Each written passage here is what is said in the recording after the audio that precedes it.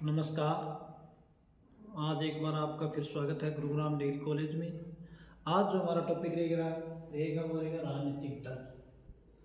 राजनीतिक दल क्या है, राजनीतिक दलों के कार्य क्या है और किन किन राष्ट्रों में कौन कौन से राजनीतिक दल पाए जाते हैं, एक दलीय प्रणाली क्या होती है, बहुदलीय प्रणाली क्या होती है और द्विदलीय प्रणाली क्या है, इसके बारे में हम आज विस्तृत चर्चा करेंगे। सबसे पहले राजनीतिक दल, अंग्रेजी में बात करें तो इनको बोलते हैं पॉलिटिकल पार्टीज। ठीक है, जो राजनीतिक दल से संबंधित अध्ययन करने वाले जो शास्त्र है उसको बोलते हैं स्टेशियोलॉजी। स्टेशियोलॉजी का मतलब होता है स्टेशियोलॉजी। स्टेशियोलॉजी वो शास्त्र है जिसमें राजनीतिक दल का अध्ययन किया जाता है। ठीक है, राजनीतिक दल का जो अध्ययन करने वाला शास्त्र है वो होता है स्टेशियोलॉजी। ठीक है, सबसे पहले हम राजनीतिक दल से संबंधित कुछ परिभाषाओं को अध्ययन करेंगे, जिसमें सबसे प्रमुख परिभाषा है लॉर्ड ब्राइस की। लॉर्ड ब्राइस, ठीक है, लॉर्ड ब्राइस ये कहते हैं कि राजनीतिक दल मतदाताओं को भीड़ की अराजकता से बाहर निकालते हैं। राजनीतिक दल मतदाताओं को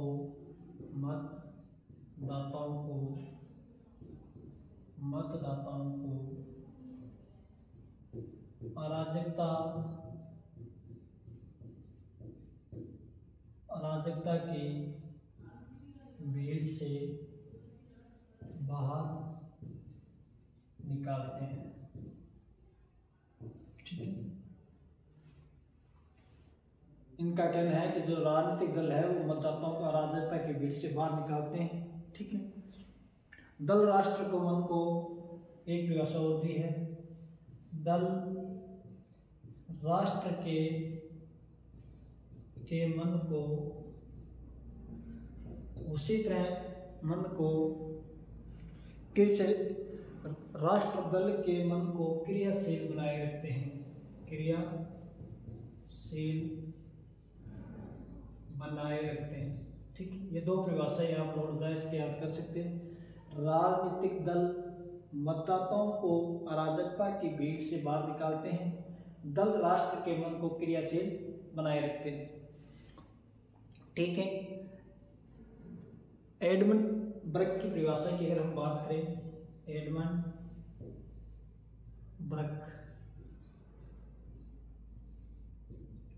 ब्रक ने यह कहा है कि दलीय व्यवस्था अच्छी हो बुरी हो लेकिन लोकतंत्र के लिए सबसे जरूरी है। दलीय व्यवस्था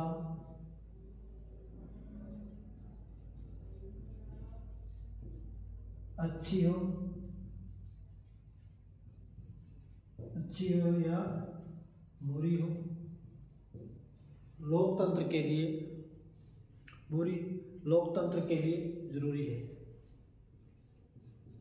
लोकतंत्र के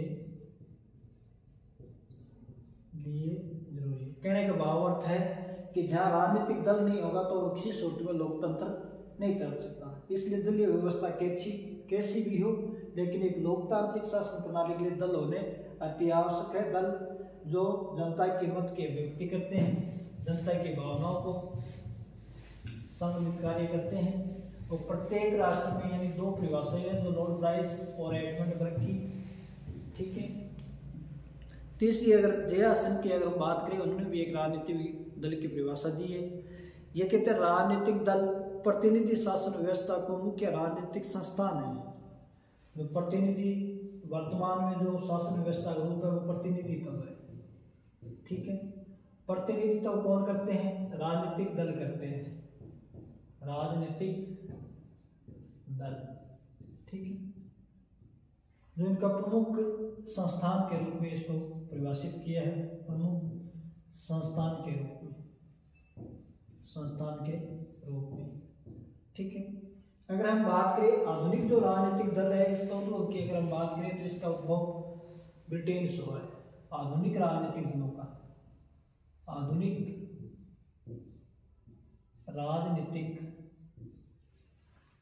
राजनीतिक दल है, इनके उद्भव की अगर हम बात करें तो इनका उद्भव ब्रिटेन से हुआ है। ब्रिटेन में वर्तमान में मुख्य रूप से 2 दल हैं। ब्रिटेन में 2 दल हैं।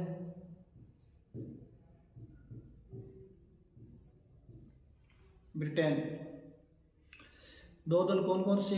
एक तो है अनुदार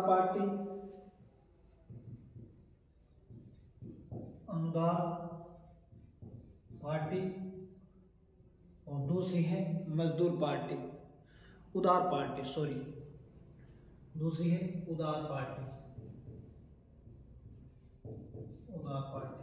ठीक। ब्रिटेन में मुख्य रूप से द्विदलीय प्रणाली है,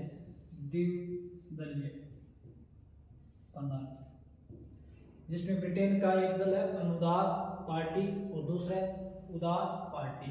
अगर दूसरा नंबर की इसके बात करें तो इसको हम टेरी बोल सकते हैं, जो रूढ़िवादिता का समर्थन करते हैं। इसको विंग बोल सकते हैं, जो परिवर्तनशील विचारों का समर्थन करते हैं। ठीक है। अनुदार पार्टी, उदार पार्टी ब्रिटेन से संबंधित है। अगर हम संयुक्त राज्य अमेरिका के दल की बात करें तो वहां 2 दल है, रिपब्लिक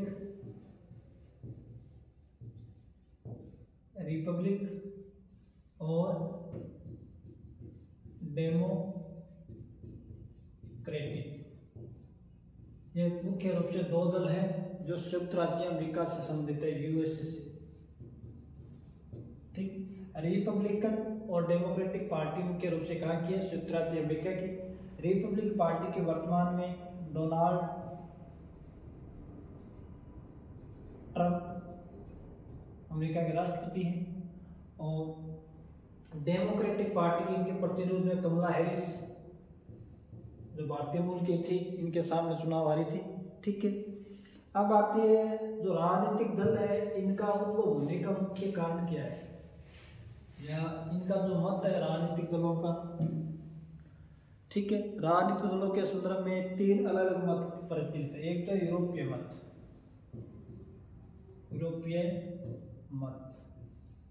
ठीक है। यूरोपीय मत का यह मानना है कि जो राजनीतिक दल है वो विशिष्ट अपनी विचारधाराओं में बंधे होते हैं और उनके अनुसार ही वो कार्य करते हैं। प्रत्येक दल की अपनी भिन्न भिन्न विचारधाराएं होती है, जिसके विचारों के अनुसार ही वो अपने अपने लक्ष्यों को, आकांक्षाओं को, जनता की आकांक्षाओं को पूर्ण करते हैं। ठीक है। यूरोपीय मत की बात करें मुख्य रूप से फ्रांस, इटली और ब्रिटेन। ये बोलते हैं कि जो राजनीतिक दल है उनमें विचारधारा का महत्व होता है। कुछ औद्योगिक पूंजीपतियों को समर्थन करने वाले विचारधारा, तो कुछ मध्यम वर्ग की विचारधारा, तो कुछ दक्षिणपंथी विचारधारा, कुछ वामपंथी विचारधारा। हर दल की अपनी एक विचारधारा होती है। विचारधारा के आधार पर दलों का संगठन गठित होता है, उनके अनुसार वो कार्य करते हैं। ऐसा मानने वाला मत है यूरोपीय मत, जिसमें फ्रांस, इटली, ब्रिटेन। दूसरा है अमेरिका मत।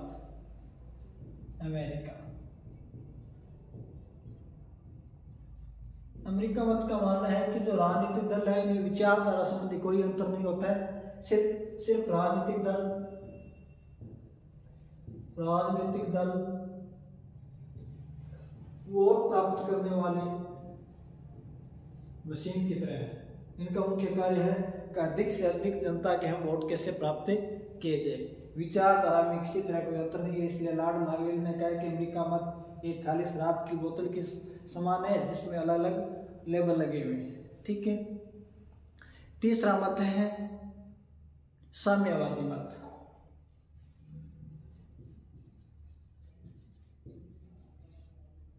साम्यवादी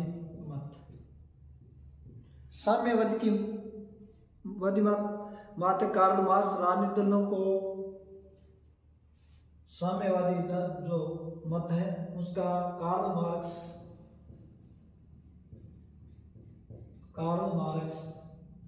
ठीक राजनीतिक दलों को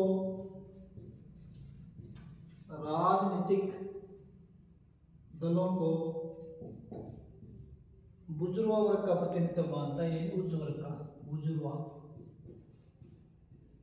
वर्ग का प्रतिनिधित्व मानता है।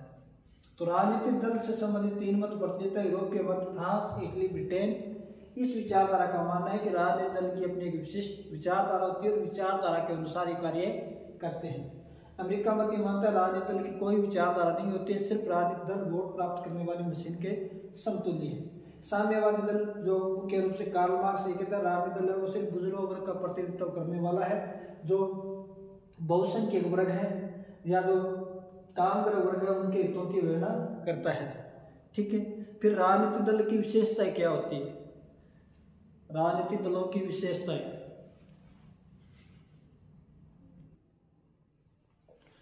अगर हम राजनीतिक दलों की विशेषता की बात करें तो सबसे पहली बात यह है कि औपचारिक संगठन होते हैं।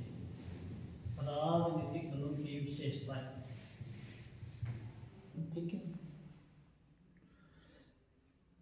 पहले अगर बात करें राजनीतिक दल की विशेषताएं,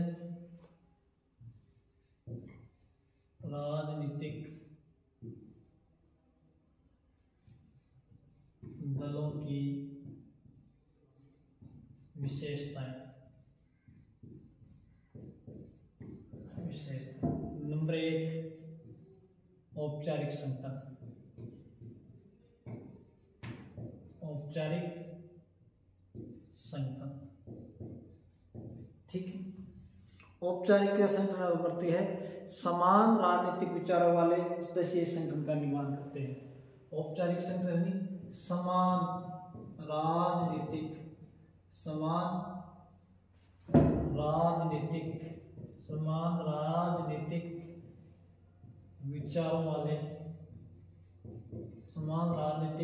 विचारों वाले व्यक्तियों का संगठन, यानी जिन व्यक्तियों की एक जैसी विचारधारा होगी वो उसे जिस संगठन यानी सारे एक मत से सम्मिलित होंगे वही कोई संगठन या राजनीतिक दल का निर्माण करेंगे। इसलिए जो राजनीतिक दल है सबसे बड़ी विशेषता औपचारिक संगठन है, जिसमें सारे व्यक्ति समान राजनीतिक विचारों वाले व्यक्ति होते हैं। जैसी उनकी विचारधारा पसंद होती है उसी विचारधारा में वो अपना प्रभुत्व या उनके दल में मिलने की गुंजाइश रखता है। ठीक है, दूसरी है कि कोई सामान्य सिद्धांत बनाते हैं, सामान्य सिद्धांतों पर निर्माण, ठीक है, सामान्य सिद्धांतों पर आधारित,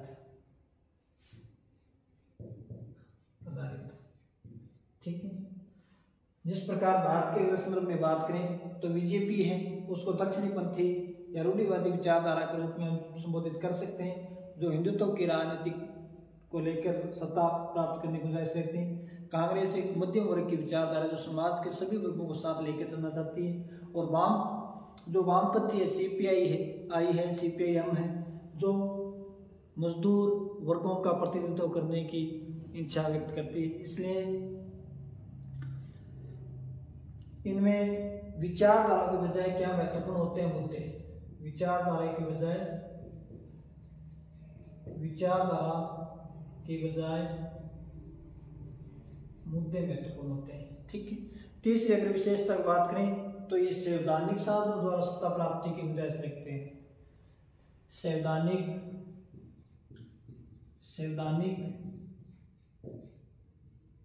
साधनों द्वारा सत्ता प्राप्ति, ठीक है।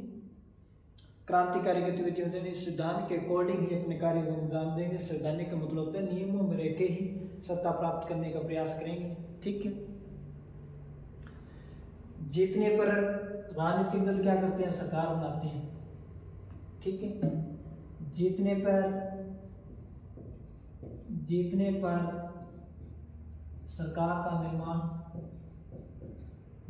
सरकार का निर्माण, और हारने पर विरोधी दल के रूप में कार्य करते हैं,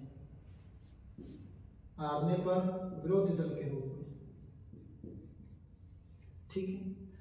अगर बहुमत प्राप्त कर लिया है तो सरकार का निर्माण करेंगे राजनीतिक दल, अगर बहुमत से वंचित रह गया तो विरोधी दल की भूमिका के रूप में उपस्थित होंगे। ठीक है, दल विचारों का दलाल, यानी पांचवी ये लावेल कहता है दल है जो विचारों के दलाल है, लावेल, इनको विचारों के दलाल के रूप में संज्ञा दी है लावेल में। ठीक है, और दल सामान्य रूप से राष्ट्रीय हित की अभिवृद्धि के साधन है। दल सामान्य रूप से राष्ट्रीय हित की वृद्धि के साथ, ठीक है। राजनीतिक दलों की विशेषता बात करें तो औपचारिक संगठन होता है इनका, यानी सब एक जैसे समान सिद्धांतों वाले व्यक्ति राजनीतिक दल का निर्माण करते हैं, सामान्य सिद्धांतों पर आधारित होते हैं, विचारधारा की बजाय मुद्दे महत्वपूर्ण होते हैं। किन किन मुद्दों को लेकर राजनीतिक दल का निर्माण किया जा रहा है, संवैधानिक साधन द्वारा सत्ता प्राप्त करने की वजह रखते हैं, जीतने पर सरकार का निर्माण करते हैं और हारने पर विरोधी की भूमिका निभाते हैं। दल विचारों का दलाल है, सलावे मानते हैं और राष्ट्रीय हित के वृद्धि के ये साधन है। अब आते हैं राजनीतिक दलों के कार्य क्या है। राजनीतिक दलों के कार्य,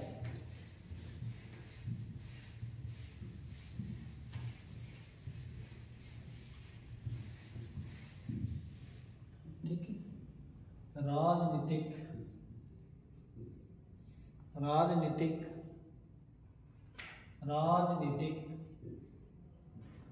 दलों के कार्य,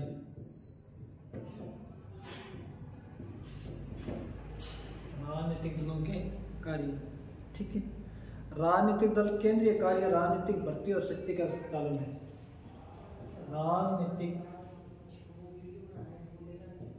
राजनीतिक दल का प्रमुख कार्य, ठीक है, भर्ती व प्रशिक्षण करना, ठीक है,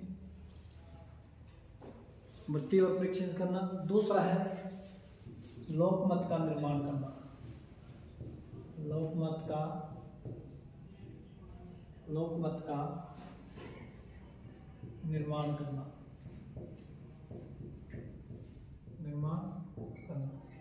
जनता की इच्छा की अभिव्यक्ति के साधन होते हैं राजनीतिक दल।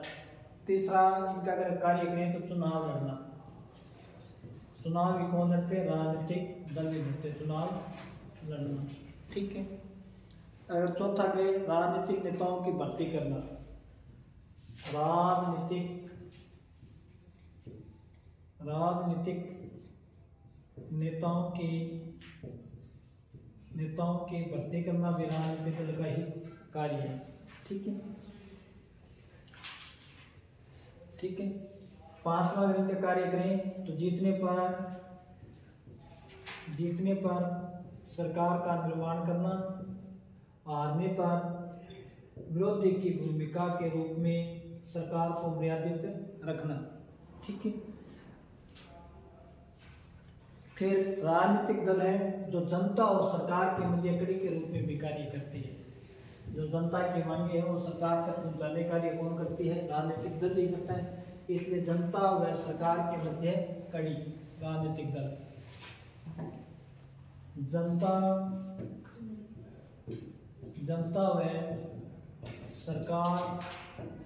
जनता व सरकार के मध्य कड़ी के, ठीक है।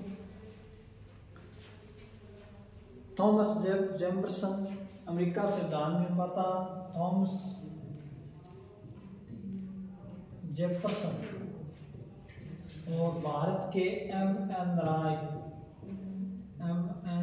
रॉय इन्होंने दल विहीन लोकतंत्र की स्थापना का समर्थन किया। दल विहीन लोकतंत्र की स्थापना का इन्होंने कहा राजनीतिक दल है वो बिना दल चुनाव संपन्न होने चाहिए, ठीक है।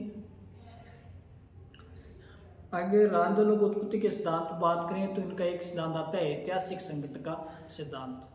ऐतिहासिक संकट का सिद्धांत का मतलब होता है दलों का निर्माण कोई विशेष परिस्थिति या संकट के कारण इनका उत्पन्न हुआ है, जिसके चलते ये जनता के अभिव्यक्ति के साधन बने, जिसके मुख्य प्रतिपादक है लोग पलोम्बरा और महेंद्र बिंद्र ये मानते हैं कि राजनीतिक दलों की जो उत्पत्ति होती है वो ऐतिहासिक संकटों के सिद्धांत पे होती है।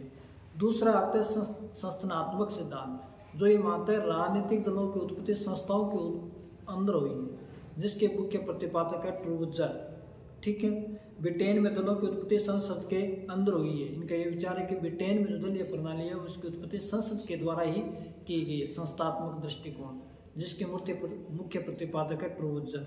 तीसरा अगर हम बात करें विकासात्मक सिद्धांत, जो कहते हैं कि समाज में समय समय पर आधुनिकीकरण के चलते भिन्न भिन्न राजनीतिक दलों का उद्भव हुआ है, जिसमें सामाजिक आंदोलनों का मुख्य रूप से प्रभाव रहा है, जैसे शांति आंदोलन, नारीवादी आंदोलन, ठीक है, पर्यावरणीय आंदोलन। इनके चलते विभिन्न राजनीतिक दलों का उद्भव हुआ है। दलों के प्रकार की अगर बात करें तो केंद्र और मास पार्टियां। दलों के अगर प्रकार की बात करें, दलों के प्रकार,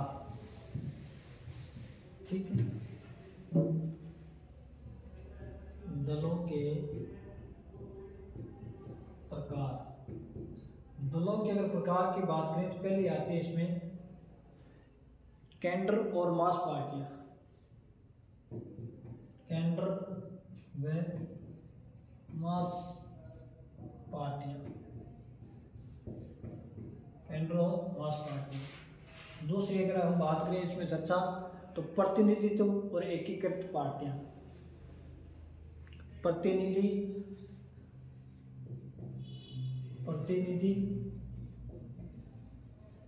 व एकीकृत पार्टियां, एकीकृत पार्टियां,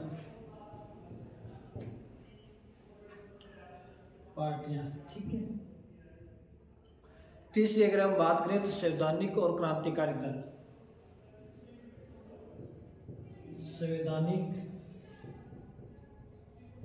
संवैधानिक और क्रांतिकारी राजनीतिक दल। क्रांतिकारी राजनीतिक दल, संवैधानिक और क्रांतिकारी राजनीतिक। और चौथी अगर हम बात करें तो दलों के प्रकार के बाद वामपंथी व दक्षिणी पंथी विचारधारा।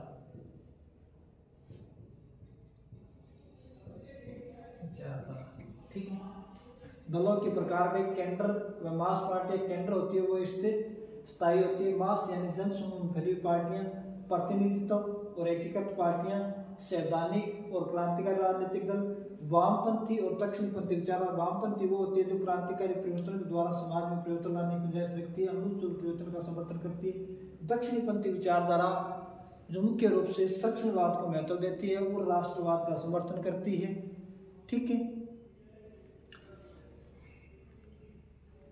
अगर केंद्र पार्टी की बात करें तो उल्लेखनीय लोगों की पार्टी होती है, इसमें कुछ विशेष योग्यता वाले लोग इसमें शामिल होते हैं, उच्च कुल से संबंध मान सकते हुए विशिष्ट योग्यता वालों को इसमें शामिल किया जाता है। मास पार्टी यानी जनपूंज, जिसमें बहुत सारे लोग शामिल हो सकते हैं, ठीक है। प्रतिनिधित्व दल का प्राथमिक कार्य चुनाव में वोट हासिल करना होता है।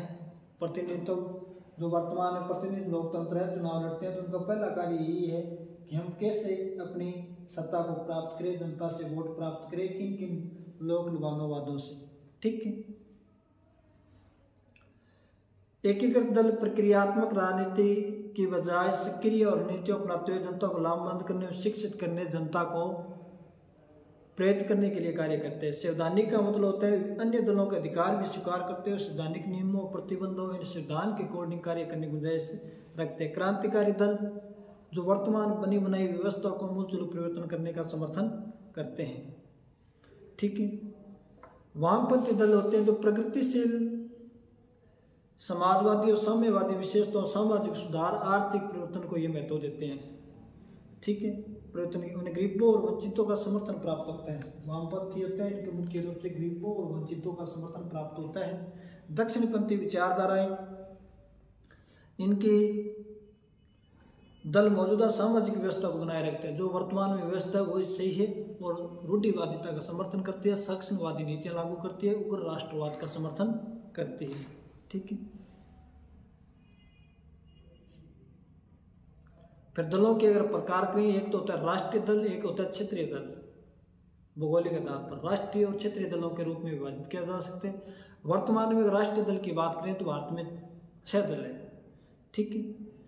क्षेत्रीय दल भिन्न भिन्न राज्यों में अलग अलग है, जिस प्रकार राजस्थान में RLMP, BAP जो क्षेत्रीय दल के रूप में नामबंद है, ठीक है। विचारधारा के आधार पर वामपंथी हो गए, दक्षिणी पंथी हो गए और मध्यम मार्गी हो गए, ठीक है। वामपंथी वो होते हैं जो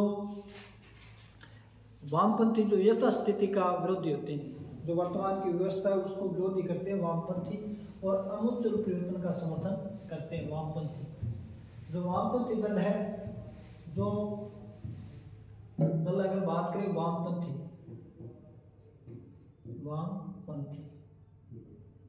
ये मुख्य रूप से यथास्थिति के विरोधी होते हैं, यथा स्थिति के विरोधी, और आमूलचूल परिवर्तन का समर्थन करते हैं, आमूलचूल परिवर्तन का समर्थन, आमूलचूल परिवर्तन का समर्थन करते हैं। जो बनी बनाई व्यवस्था है उसके स्थान पर नई व्यवस्था लेके आना चाहते हैं वामपंथी, ठीक है। एक होता है यथा दक्षिणी पंथी। दक्षिणी पंथी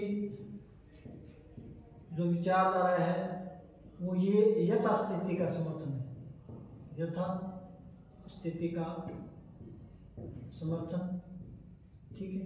जिस प्रकार नाजी, फांसीवाद आदि जो विचारधारा है वो किसी सूरत में बनी बनाई व्यवस्था उसको छोड़ने के लिए तैयार नहीं होती है। बीजेपी, भारतीय जनता पार्टी और अनुदार दल यूके में, अनुदार दल, ठीक। अगर दक्षिणी पंथी की विचारधारा ये मुख्य रूप से जो समाज में चली आ रही व्यवस्था है उसका समर्थन करती है, और परिवर्तन का ये क्या करती है, विरोध करती है, ठीक है। किसी तरह परिवर्तन का समर्थन नहीं करती है। नाजी है, फांसीवादी है, और बीजेपी है, अनुदार दल यूके में, इनको आप दक्षिणी पंथी विचारधारा मान सकते हो। और तीसरी एक धारा आती है मध्यम मार्गी, जो इन दोनों के मध्य की होती है, मध्यम मार्गी विचारधारा, ठीक है। भारतीय राष्ट्रीय कांग्रेस एक मध्यम मार्गी विचारधारा है। भारतीय राष्ट्रीय कांग्रेस जो सभी वर्गों को साथ लेके चलने की करते हैं, ठीक है। पामर ने छात्र संगठन का है। फिर संख्या के आधार पर अगर हम बात करें दलों की, संख्या के आधार पर राजनीतिक दल,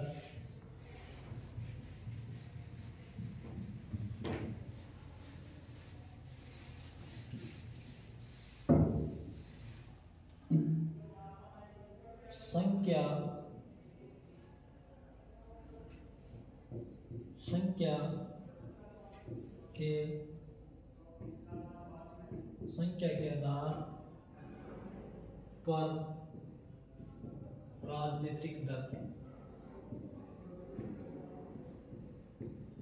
एक होती है एक दलीय प्रणाली, और एक होती है द्विदलीय प्रणाली, जिसमें दो एक दलीय और द्विदलीय प्रणाली,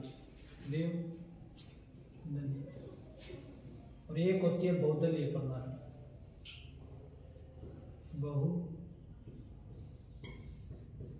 प्रणाली। एक दलीय की प्रणाली की अगर हम बात करें तो चीन, क्यूबा, ठीक है, उत्तरी कोरिया, चीन में है, क्यूबा में है, और उत्तरी कोरिया। यहाँ एक ही मुख्य रूप से दल है, वो है साम्यवादी दल, और दूसरे दलों की इसमें गुंजाइश नाम मात्र की होती है, या तो उनको पनपने नहीं देते या पनपने से पहले उनको समाप्त कर देते हैं। सिर्फ एक दल प्रधान होता है। चीन, क्यूबा, उत्तरी कोरिया मुख्य रूप से एक दलीय प्रणाली प्रचलित है, जहाँ सिर्फ एक ही दल होता है, साम्यवादी दल, अन्य दलों की नहीं होते हैं, ठीक है।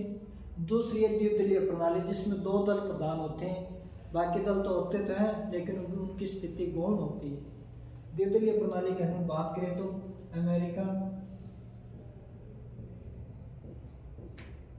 और ब्रिटेन, यहाँ मुख्य रूप से दो दल प्रधान है, ठीक है।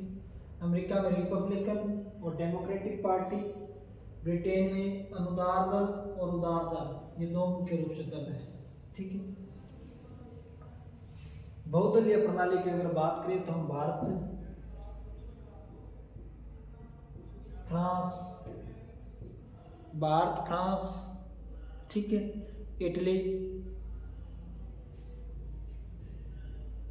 इटली और स्विट्जरलैंड, यहाँ बहुदलीय प्रणाली है, एक से अधिक दल मिलते हैं। भारत में बहुत सारे दल हैं, जिस प्रकार भारतीय जनता पार्टी, भारतीय राष्ट्रीय कांग्रेस, बहुजन समाज पार्टी, कम्युनिस्ट मार्क्सवादी पार्टी, शिवसेना, अकाली दल, यानी बहुत सारे ऐसे दल हैं जो सत्ता के लिए प्रतिस्पर्धा करते हैं। भारत, फ्रांस, इटली और स्विट्जरलैंड में बहुदलीय प्रणाली है। द्विदलीय प्रणाली की बात करें तो अमेरिका और ब्रिटेन में है। एक दलीय प्रणाली की बात करें तो चीन और क्यूबा और उत्तरी कोरिया में, ठीक है। धन्यवाद।